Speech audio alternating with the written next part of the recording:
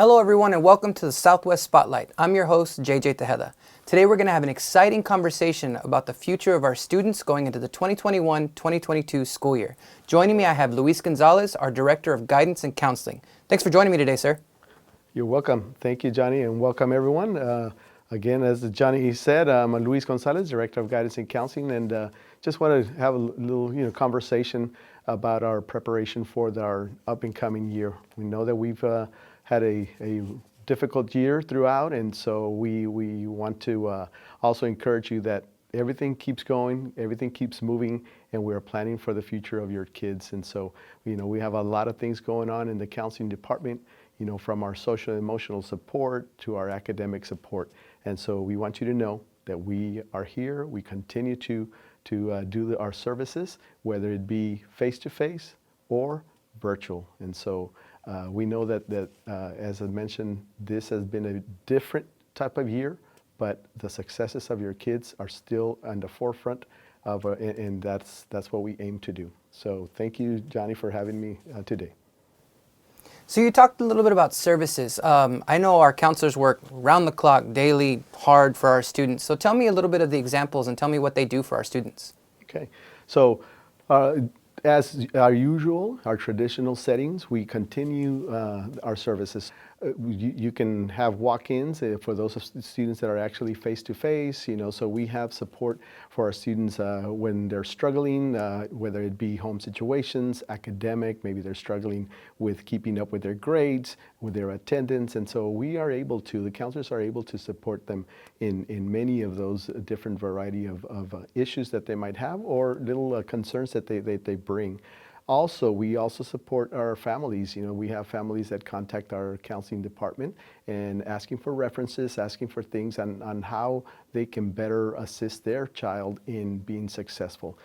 We have at different levels from the elementary to high school levels. So it varies and it changes as far as the support. And when we see at the elementary level, our counselors going through the classrooms to provide guidance lessons.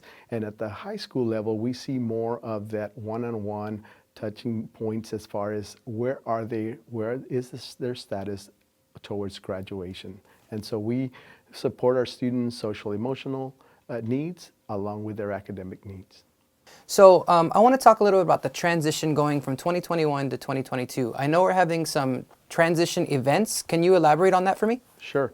So we'll start we've already had several town hall meetings that we've featured our welcoming for our families, our students to the 2021-2022 school year, which of course we are already looking forward to. And so we've had 5th to 6th grade transition events, also the 8th going to 9th. Since these are two of our bigger transitional events, we have hosted those at the prospective schools, and so we've introduced the principals, the administrative team, the counselors, and one of the important things that we want to also reiterate is that if the students have not completed their course selections for the 2021-2022 school year, that they should do that as soon as possible.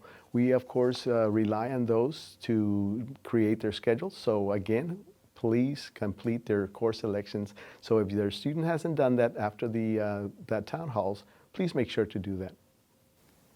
All right, so that's our 5th to 6th and 8th to high school kids. Tell me a little bit about what's going on with our seniors. Of course, and of course our seniors, first of all, we want to congratulate our seniors for their perseverance and just for their ride out, just that strong outlook as far as, their senior year. We know it's been a difficult year for some, but we are very proud of them, and I know that we're going to be very successful in their future endeavors. And so some of the things that are coming up, they're still in the planning, but please know that your principals, your counseling team are diligently working on getting those senior events done, completed, and planned. And so there's a lot of details that are still to come. So wait for that information coming from the high schools. As you know, we have to plan differently this year because of the way we are in the setting that we are through this pandemic. And so, careful planning has to be done, and that information will be coming shortly. But one of the things that we want to emphasize is our seniors' plans for post-secondary and completing, of course, first of all, completing their graduation requirements at the high school, but not only that, but planning for their future. We know that that is in their future plans, in their vision, and one of the things that we want that is very important for them to do, and because we have a big deadline coming up, March 26th. So that is the Alamo Promise. And so there's 3 things that our seniors must complete to qualify for Alamo Promise. That is, 1 is to complete their Save Your Seat application. A lot of students have done that already. 2 is to complete and submit their FAFSA application.